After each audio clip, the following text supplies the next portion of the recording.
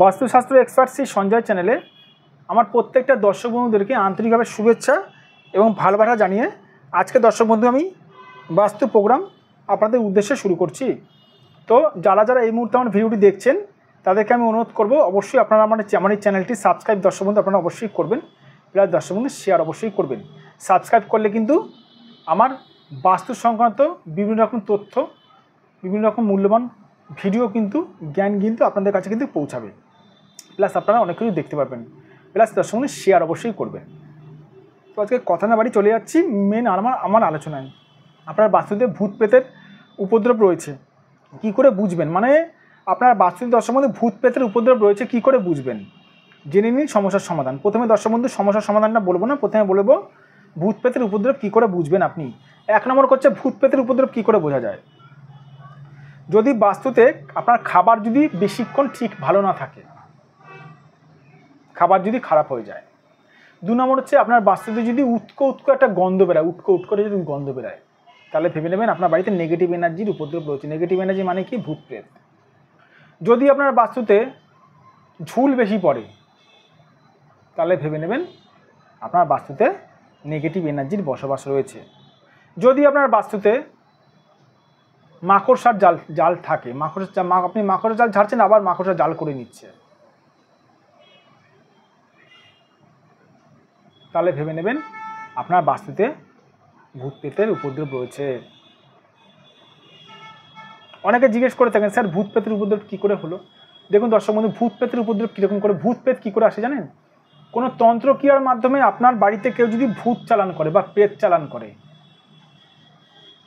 কেউ তান্ত্রিকের মাধ্যমে আপনার বাড়িতে যদি প্রেত ছেড়ে দেয়, নেগেটিভ এনার্জি যদি ছেড়ে দেয় বা চালান করে, তাহলে আপনার বাড়িতে সেই নেগেটিভ এনার্জি ঘুরে বেড়াবে যতক্ষণ না তার কোনো রকম প্রতিকার করছেন আপনি।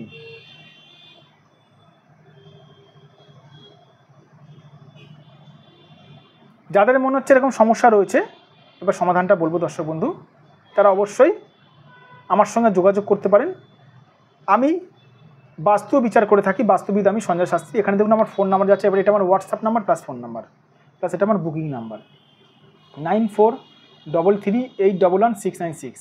এটা আমার WhatsApp number plus booking number plus phone number দর্শক বন্ধু। এটা 9433811696, এটা আমার হোয়াটসঅ্যাপ নাম্বার বুকিং নাম্বার, আর এটা আমার ফোন নাম্বার, এটাও আমার ফোন নাম্বার 7003115041। সবার প্রথমে দর্শক বন্ধু বাস্তু দেখে বুঝতে হবে যে নেগেটিভ এনার্জি আছে কি নেই, কতটা মাত্রায় নেগেটিভ এনার্জি আছে। আমাকে অনেকজন প্রশ্ন করে থাকেন, স্যার নেগেটিভ এনার্জি দূর করার জন্য ইউটিউব দেখে থেকে টোটকা করছি। আরে ইউটিউব দেখে টোটকা করছেন, কোন নেগেটিভ এনার্জি আছে আপনার বাড়িতে? প্রেত আছে না ডাকিনী আছে না ভূত আছে না পিশাচ আছে? জানি না স্যার। সেই যে জিনটা বা যে নেগেটিভ এনার্জি আছে সেটাকে মেপে দর্শক বন্ধু সঠিক মাত্রায় যদি প্রতিকার করানো হয়, তাহলে কিন্তু ফলাফল পাওয়া যায়। না জেনে টোটকা টিপস করলে কিন্তু রেজাল্ট জিরো আসবে। আপনারা মিলিয়ে নিন। এই জন্য দর্শক বন্ধু সঠিকভাবে বাস্তুটা বিচার করাতে হয়, ঠিক আছে? আর একটা কথা বলে রাখি দর্শক বন্ধু, সঠিক বাস্তুবিদ কী করে চিনবে? যে বাস্তুবিদ আপনার বাস্তু বিচার করে বা আপনার বাস্তু দেখেই বলে দেবে আপনাদের বাড়ির সমস্যাগুলো, সে হচ্ছে দর্শক বন্ধু সঠিক বাস্তুবিদ।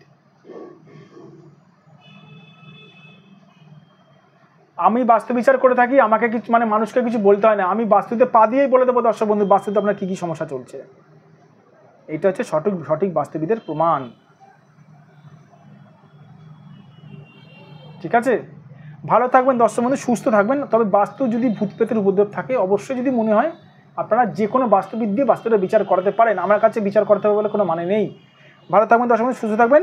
আর আমার এই চ্যানেলটি সাবস্ক্রাইব আপনারা অবশ্যই করবেন, তাহলে শেয়ার করবেন।